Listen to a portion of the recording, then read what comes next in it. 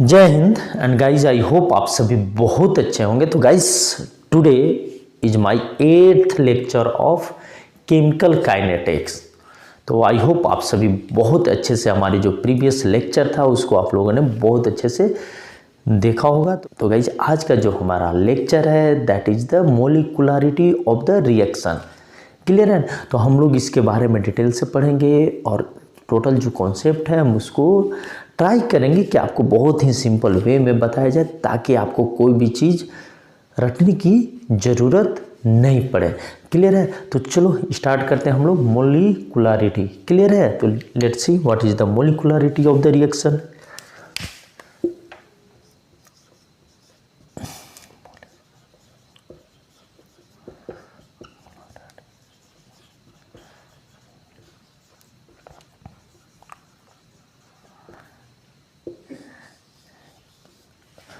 तो क्लियर है? तो today's our topic is the molecularity of the reaction. Clear है? एंड गाइस, हम लोगों ने लेक्चर 7 में जो कवर किया था वो क्या कवर किया था? हम लोगों ने कवर किया था लेक्चर 7 में order of reaction.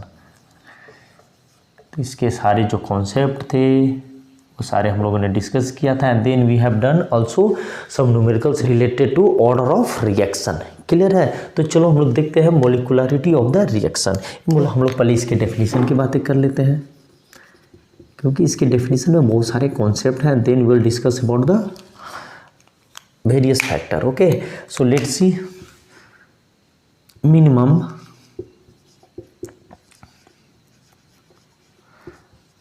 Number of reacting species।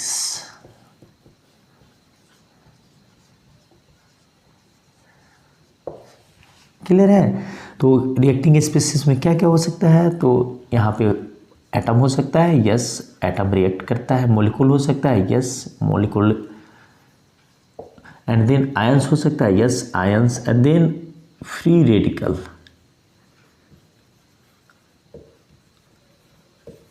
Clear है? तो ये हुआ minimum number of reacting species. Clear है?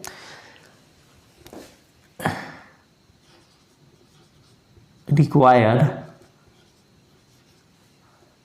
For elementary reaction. हम लोग डिस्कस करेंगे what is the elementary reaction to occur is called molecularity।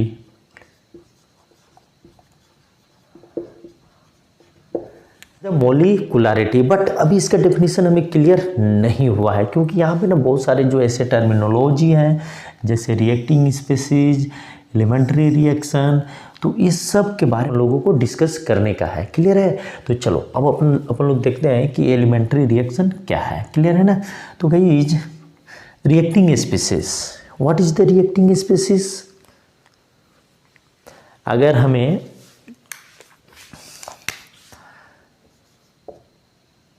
A plus B is giving C, तो this is the product. Clear है? This is the reactants. तो ये reactants क्या हो सकता है? एक एटम भी हो सकता है, एटम मॉलिक्यूल्स भी हो सकता है, आयंस भी हो सकते हैं या फ्री रेडिकल्स भी हो सकते हैं। इसीलिए यहाँ कोई पर्टिकुलर एटम, मॉलिक्यूल, आयंस और फ्री रेडिकल न कहकर वो क्या बोल रहा है? Reacting species. क्लियर है? अब गाइस यहाँ पे आ जाते हैं कि एलिमेंट्री रिएक्शन क्या है। एलिमेंट्री, क्लियर है? तो एलिमेंट्री रिएक्शन वो रिएक्शन होता है that reaction which complete in one step. Clear है? इसे हम दूसरे नेम से भी जानते हैं। क्या नेम से जानते हैं? Simple reaction. क्लियर है गाइस? यहाँ पे एलिमेंट्री रिएक्शन है। एलिमेंट्री रिएक्शन एक ऐसा रिएक्शन है जो सिंगल स्टेप में ही क्या होता है? कंप्लीट हो जाता है, मीन्स उसका कोई इंटरमीडिएट नहीं होता। क्लियर है ना। तो फॉर एग्जांपल अगर मैं इसको देखो, आपको मैं एग्जांपल के लिए देता हूँ, जैसे NO प्लस O3, क्लियर है। तो it is creating NO2 plus O2, this is the gas, this is also a gas, this is also a gas, this is also a gas. I am not balancing stoichiometric coefficient, just I am giving an example of elementary reaction. तो ये जो reaction है guys, जो एक ही step में complete हो जाता है, जिसे हम क्या बोलते हैं, जिसे हम बोलते हैं एलिमेंट्री रिएक्शन। अभी तो इसके लिए तो कोई ना कोई थ्योरी तो अप्लाई होता होगा, तो इसके लिए आता है क्या, कोलिजन थ्योरी।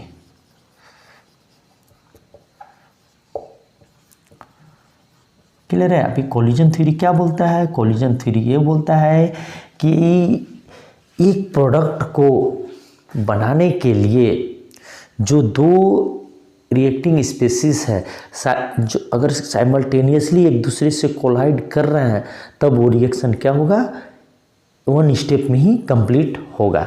क्लियर है। फॉर एग्जांपल अगर मैं यहाँ पे दे दूँ, जैसे ये है, जैसे फॉर एग्जांपल ये लो, यहाँ पे एक कंटेनर है, यहाँ पे है, यहाँ पे है, तो ये दोनों आपस में कोलाइड कर रहे हैं। और जब ये दोनों आपस में कोलाइड करेंगे तो क्या होगा, उन दोनों के आपस में क्या होगा, रिएक्शन होगा। तो that is the collision theory. बहुत सी बात है कि कैसे वो क्रिएट हो रहा है, दो जो रिएक्टेंट्स हैं वो आपस में साइमल्टेनियसली क्या कर रहे हैं, कोलाइड कर रहे हैं, जिसकी वजह से जो रिएक्शन है वो कंप्लीट हो रहा है, and then those reactants are giving product. Clear है। तो ये होगा आपका कोलिजन थ्योरी के अंतर्गत। क्लियर है। तो हमें वहाँ पे नहीं जाने का है। तो चलो, हम लोगों ने तो यहाँ तो समझ लिया कि भाई ऐसा रिएक्शन जो एक ही स्टेप में कंप्लीट हो जाए। Clear. That is called elementary reaction, that is called single step reaction, या that is called simple reaction. Clear है।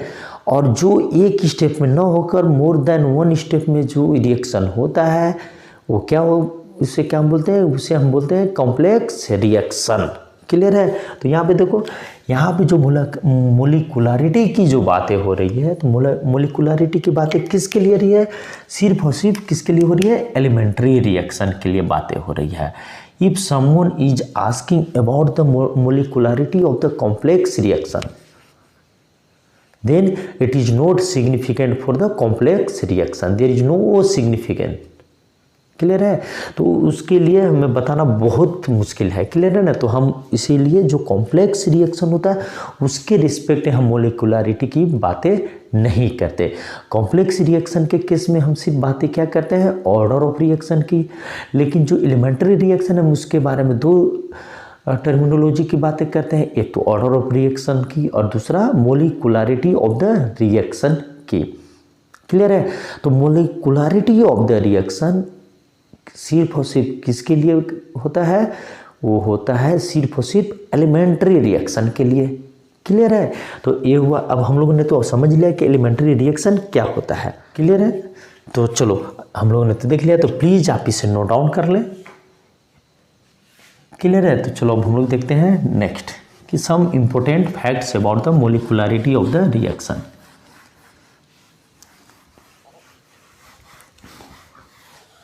हम लोगों ने तो देख लिया कि molecularity of the reaction, but some important facts about the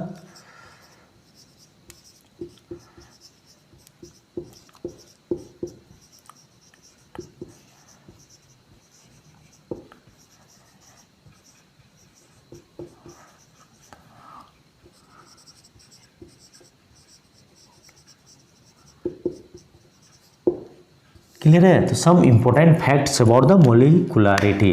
तो इसका क्या होता है कि जो मोलिकुलरिटी होता है गाइज, वो क्या है, पहला नंबर वो क्या है, it's a theoretical quantity.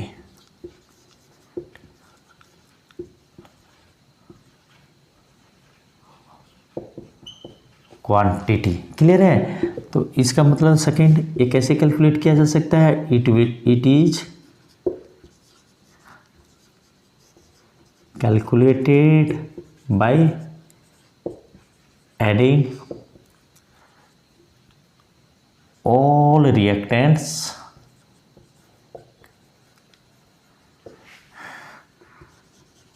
in elementary reaction, please आप इसे नोट डाउन करते चले, एलिमेंट्री रिएक्शन और stoichiometric coefficient of the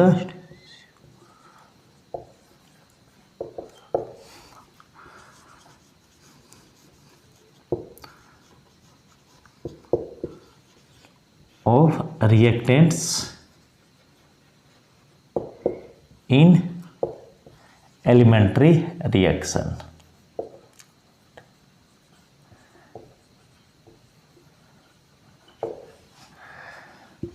Third point is it cannot be zero fraction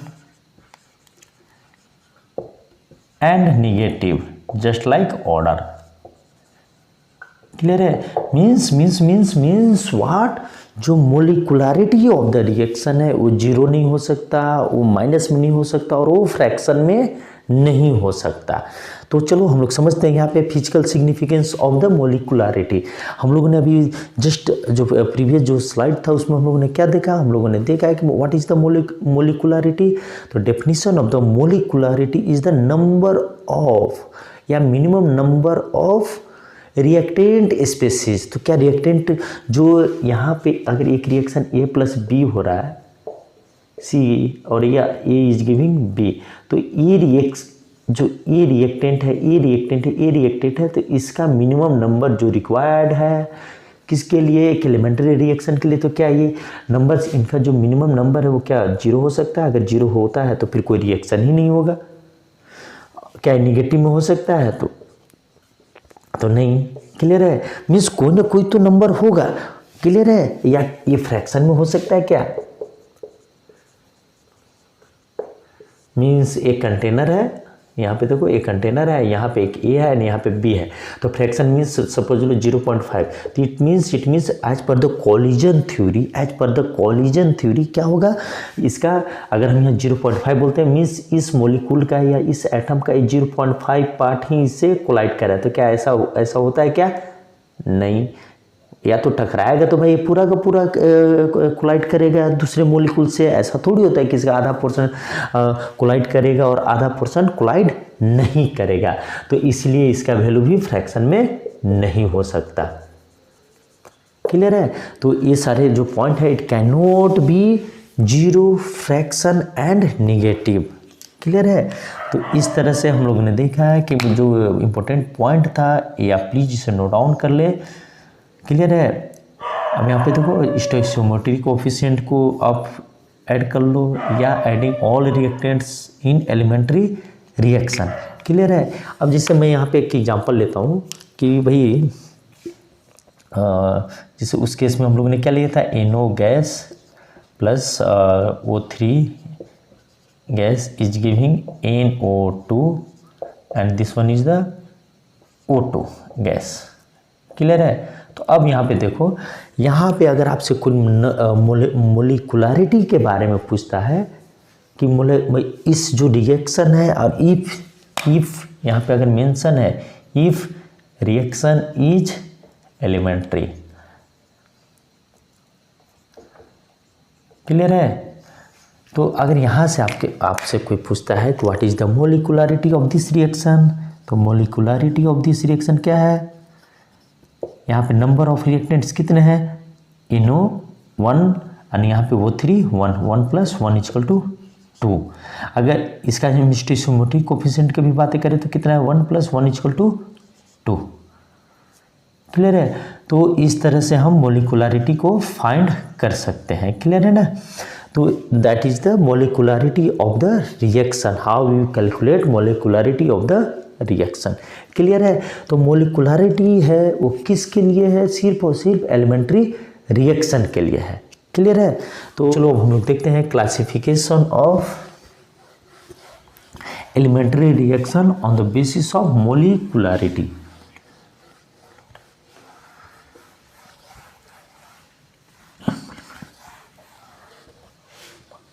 next topic is the classification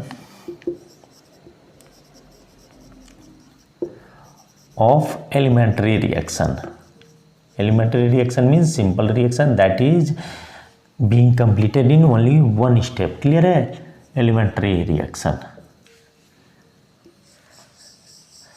clear है? तो गाइस जो elementary reaction है उसका जो मैक्सिमम जो मोलिकुलरिटी होता है वो कितना होता है? वो होता है 3. तो मैक्सिमम जो मोलिकुलरिटी है, तो सिंपल सी बात है, मोलिकुलरिटी का जो रेंज होगा कहाँ से कहाँ तक होता है? 1 से 3 तक. 0 हो नहीं सकता है क्योंकि molecularity means number of reactants required for the elementary reaction. तो 1 होगा और 3 होगा, और 3 से ज़्यादा 4 क्यों नहीं होगा, 5 क्यों नहीं होगा, विल डिस्कस. ओके, तो अब यहाँ पे देखो on the basis of that यहाँ पे कितने तरीके के बोले गए हैं. First one is the unimolecular.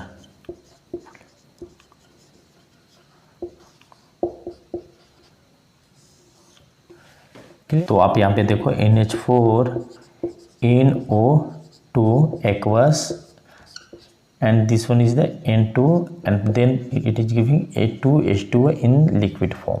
Clear है? This is the gas. तो यूनिमोलिकुलर रिएक्शन, तो भाई यही क्लियर है कि यूनिमोलिकुलर रिएक्शन जो होगा उसका क्या होगा? मोलिकुलरिटी कितना होगा गाइस? मोलिकुलरिटी होगा 1. क्लियर है? यूनिमोलिकुलर मीन्स एक ही मोलिकुलरिटी वाले रिएक्शन की बातें हो रही है. तो जब हम एक ही की बात हो रही है इसका मतलब क्या है? मोलिकुलरिटी इक्वल टू 1 का मतलब है कि जो रिएक्शन है उसमें रिएक्टेंट कितना है? एक ही है. तो इसीलिए एक एग्जाम्पल है एग्जाम्पल. क्लियर है? तो यहाँ पे कितनी रिएक्टिंग स्पीसीज है? Only 1 NH4 NO2. क्लियर है? ये प्रोडक्ट 2 दे रहा है बट यहाँ पे जो रिएक्टेंट है वो कितने हैं? 1 है. तो इसे हम क्या बोलेंगे? यूनिमोलिकुलर रिएक्शन या यूनिमोलिकुलर एलिमेंट्री रिएक्शन. क्लियर है? सेकेंड बात के लिए second one is the biomolecular reaction.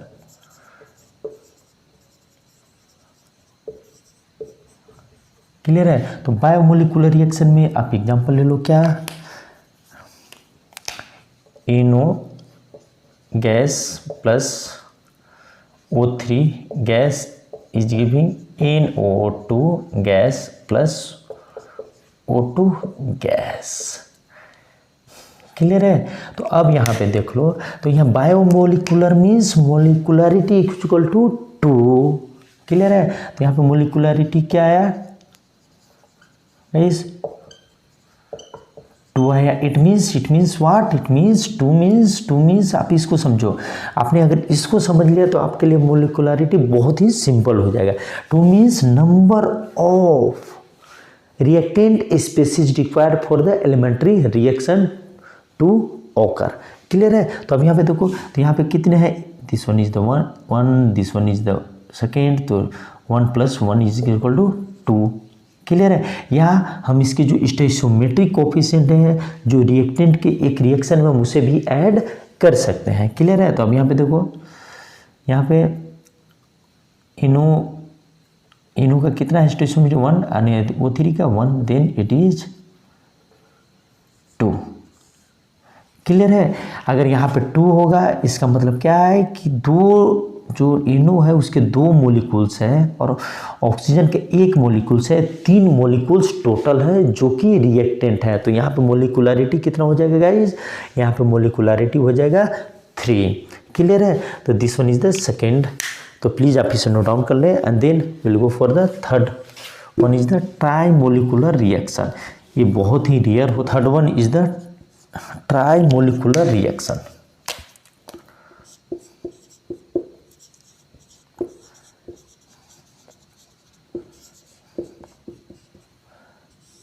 Clear है? इट्स हम लोग किसके अंतर्गत बातें करें? हम लोग एलिमेंट्री रिएक्शन के अंतर्गत बातें करें. मीन्स 3 से ज़्यादा नहीं हो सकता. Trimolecular means molecularity equal to 3. Clear है? तो इसका मतलब इसके में ये जो रिएक्शन है उसमें जो मैक्सिमम नंबर ऑफ जो रिएक्टेंट्स होंगे वो कितने होंगे गाइस? 3. क्लियर है? तो चलो अब यहाँ पे देखते हैं. तो मान के चलो यहाँ पे NO गैस है and then we Cl2 gas and it is NOCl gas. Clear है। यहाँ पे आप इसको स्टोइचियोमेट्रिक कोफिशिएंट आप ये कर दो तो अब यहाँ पे देखो तो यहाँ पे नंबर ऑफ जो मोलिकुलरिटी होगा वो गाइस कितना होगा, यहाँ पे कितने, यहाँ पे देखो NO के 2 मोलिकुल्स हैं, यहाँ जो क्लोरीन जो गैस है उसके 1 मोलिकुल है, तो टोटल मोलिकुलरिटी क्या हुआ,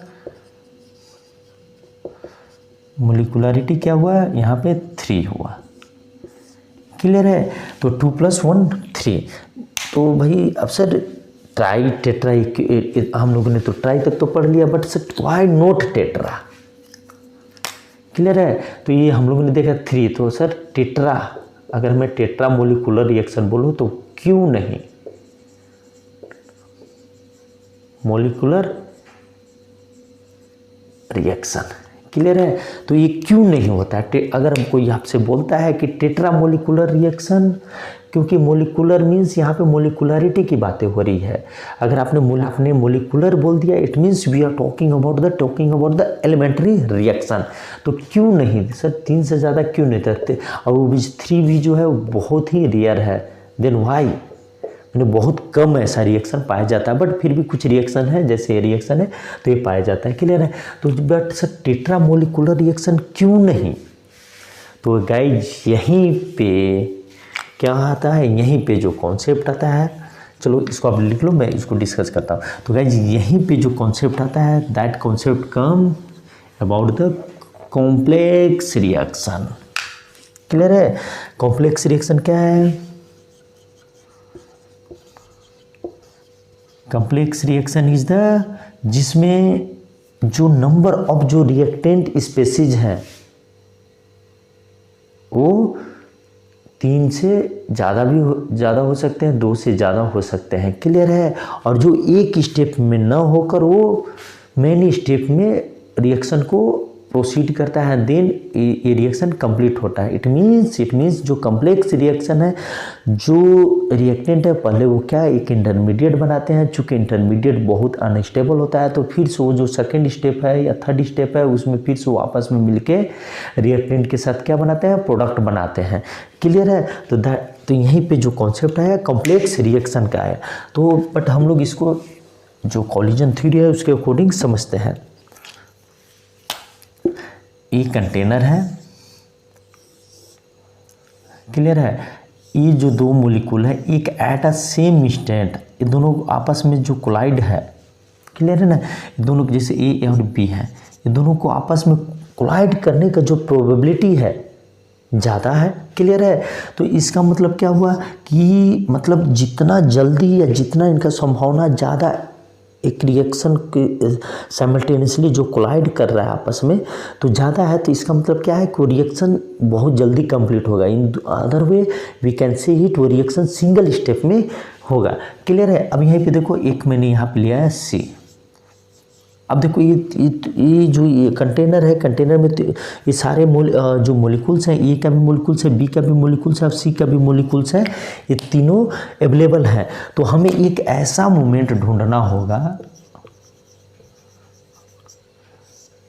एलिमेंट्री रिएक्शन के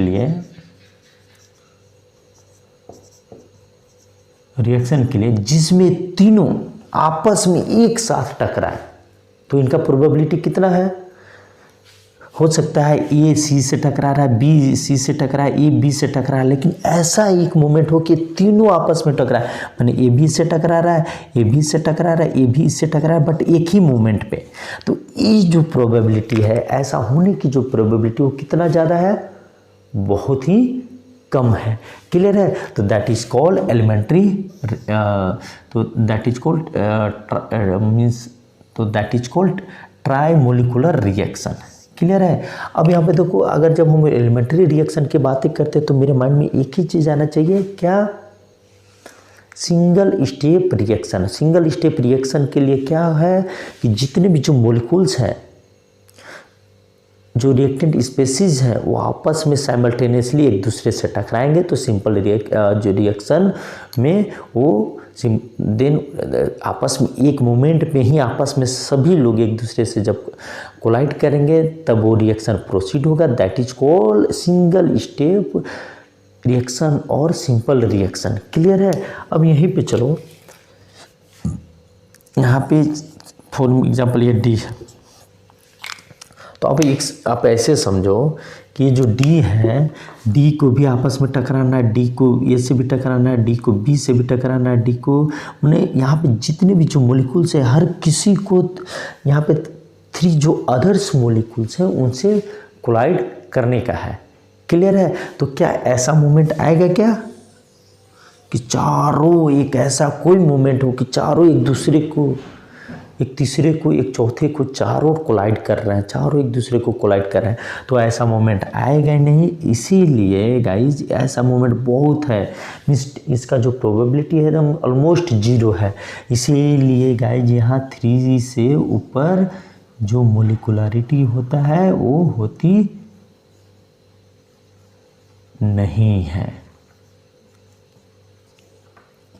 क्लियर है। तो इस तरह से हम देख सकते हैं कि जो मोलिकुलरिटी ऑफ द रिएक्शन है वो सिर्फ और सिर्फ किसके लिए वैलिड है, वो सिर्फ और सिर्फ एलिमेंट्री रिएक्शन के लिए वैलिड है, और 3 से ज़्यादा जो एलिमेंट्री रिएक्शन हो उसके मोलिकुलरिटी नहीं हो सकते।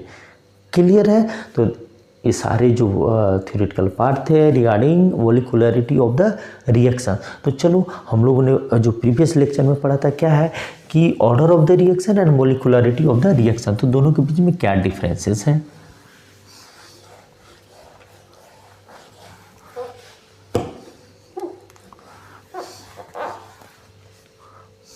तो यहाँ पे मैं लिखता हूँ differences between order of reaction and molecularity.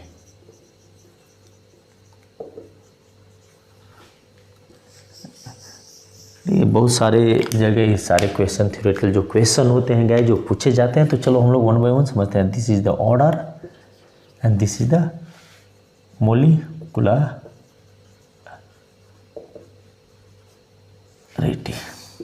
Clear है। अब यहाँ पे देखो समझो, तो it is experimentally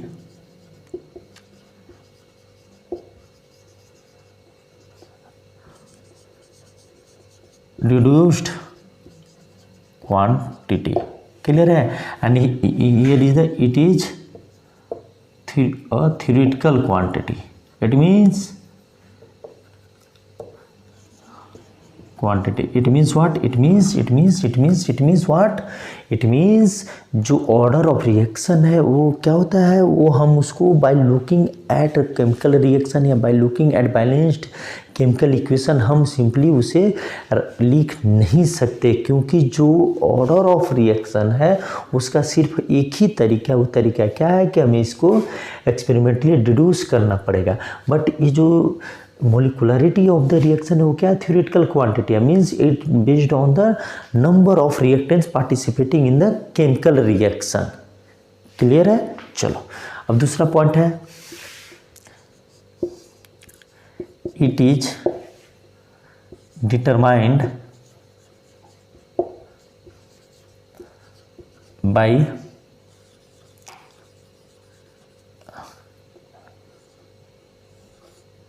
adding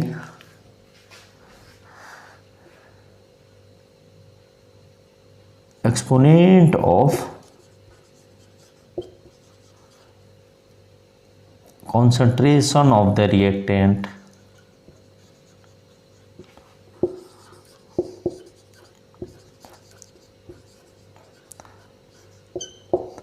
reactants in rate law expression।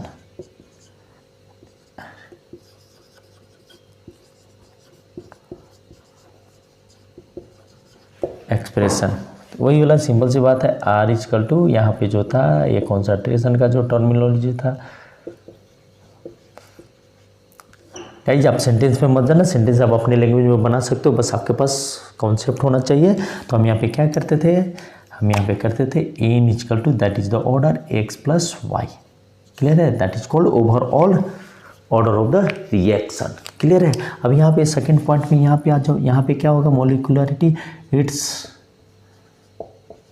Simply determined by sum of stoichiometry coefficient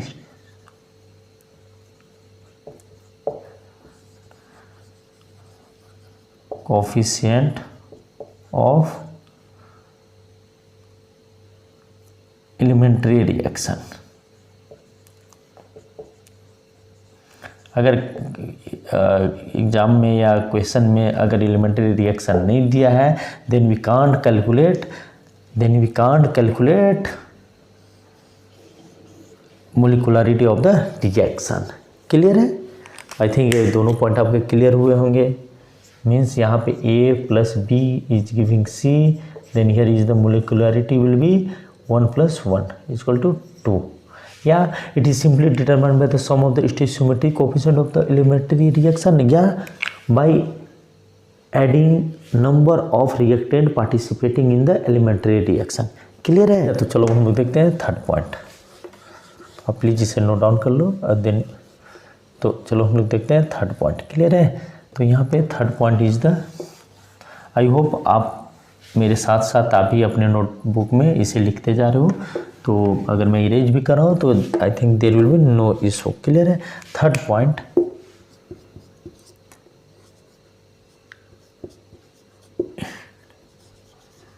it is determined both reaction, means elementary reaction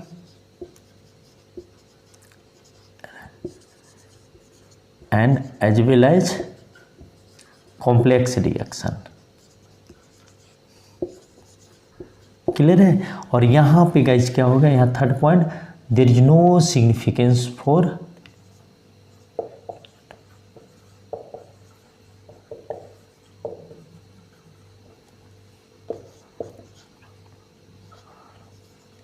chemical significance for complex reaction. Clear है भाई? Complex reaction के case में हम molecularity की बात करना मैंने समझो बेकार है, हम बात करना ही नहीं है हमें कॉम्प्लेक्स रिएक्शन, इसलिए there is no significance for complex reaction.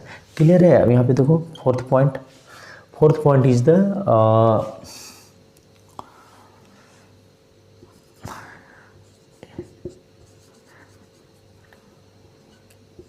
It can be any value, 0 भी हो सकता है, फ्रैक्शन भी हो सकता है, निगेटिव भी हो सकता है, पॉजिटिव भी हो सकता है। क्लियर है? जैसे 0 + 1 -1 +½ like that etcetera, but it can't B 0 negative and fraction value. It means इसका जो वैल्यू होगा वो हमेशा क्या होगा, इंटीजर होगा और वो भी पॉजिटिव होगा। क्लियर है? अब चलो आ जाओ हम लोग इसको, can be change by changing temperature, concentration, pressure etcetera. But इस केस में गाइस क्या होगा, fifth point, here will be the fifth, it can't B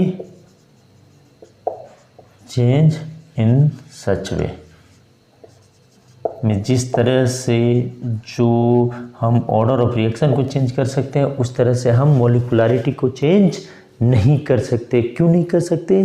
क्योंकि जो नंबर ऑफ मोलिक्यूल्स हैं वो तो फिक्स है।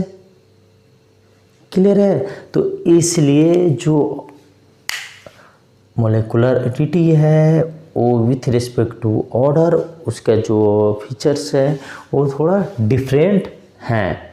क्लियर है? तो इस तरह से भाई जो इसका जो फिफ्थ पॉइंट था तो वो क्या था, वो था it can be change, it can't be change in such way. Clear है?